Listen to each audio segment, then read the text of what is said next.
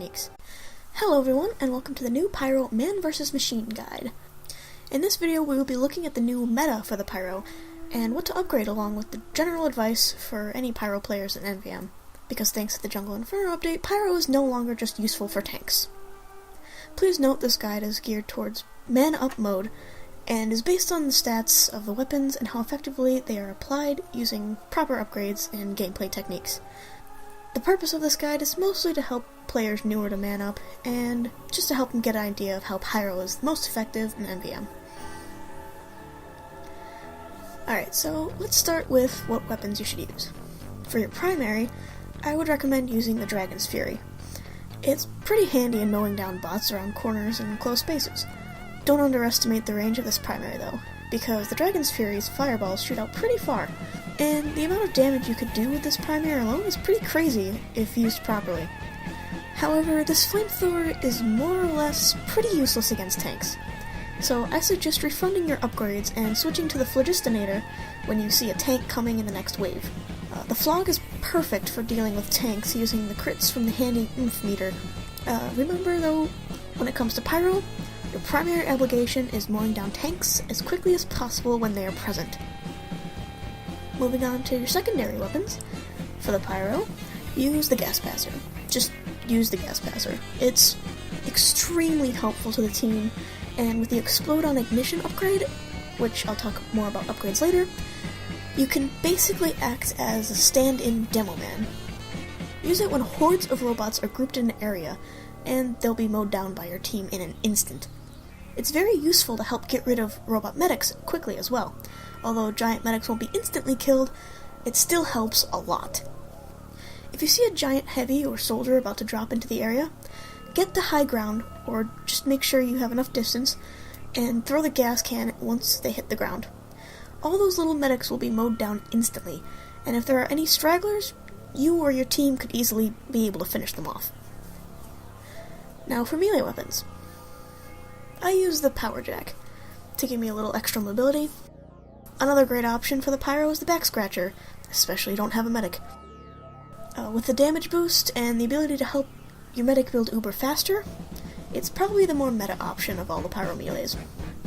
But if you're in the middle of a wave and your team is under heavy fire, it would be a better idea for a Back Scratcher Pyro just to pick up the nearest health pack instead of calling for a medic.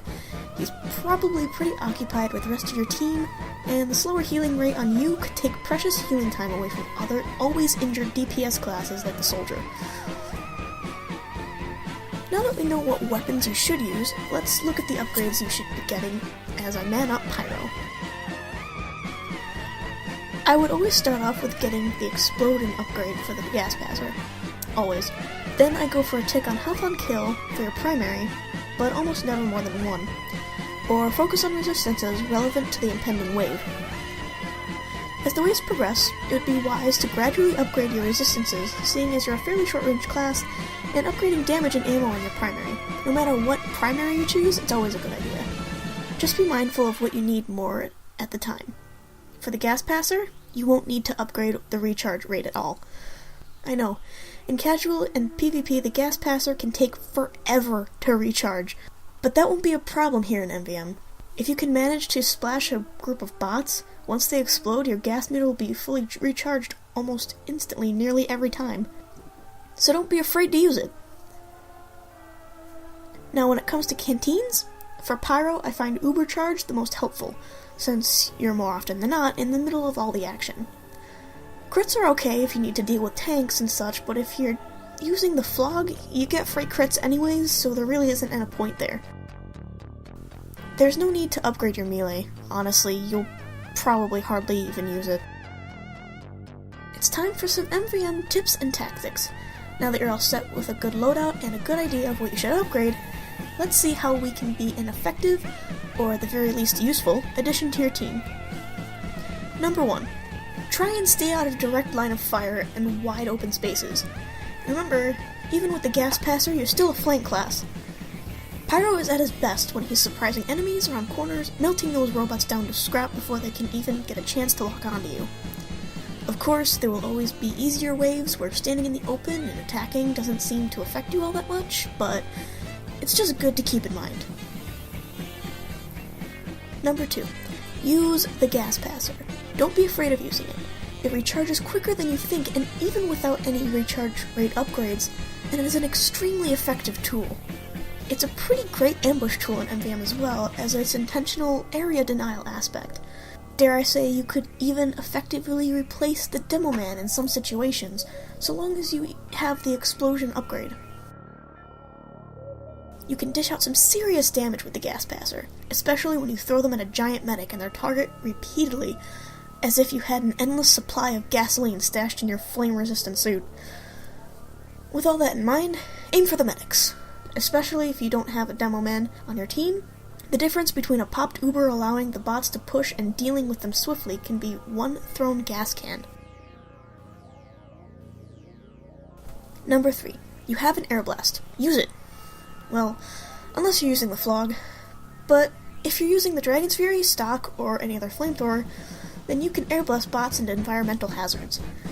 This could drive the bomb back to the start and buy your team a little extra time to regroup and recuperate if you're starting to have trouble holding the bots back. This is where game sense comes in handy. Knowing the map and the paths the bots take to get to the hatch could help you know where to air blast an enemy with the bomb to draw them back. Sometimes it's not always a hazard, but off a ledge or a bridge that lengthens their path to the hatch. Air blasting projectiles can always be handy too if utilized properly, like reflecting crit rockets and grenades, especially when you're too far away to do any damage. Number 4. Ubered body blocking. I wouldn't go out of my way for this one, but if you have enough Uber canteens to pull it off and your team needs a chance to catch up to a giant robot with a massive health pool, go for it. All you have to do is stand directly in the path the bot wants to take, preferably at some sort of choke point or corner where you can have more control at keeping them in place. Don't jump, and use your Uber canteens while firing at the giant. It helps if there's a teammate trying to distract the giant's fire, but that isn't always the case. That's what the canteens are for. With that said though, just use common sense.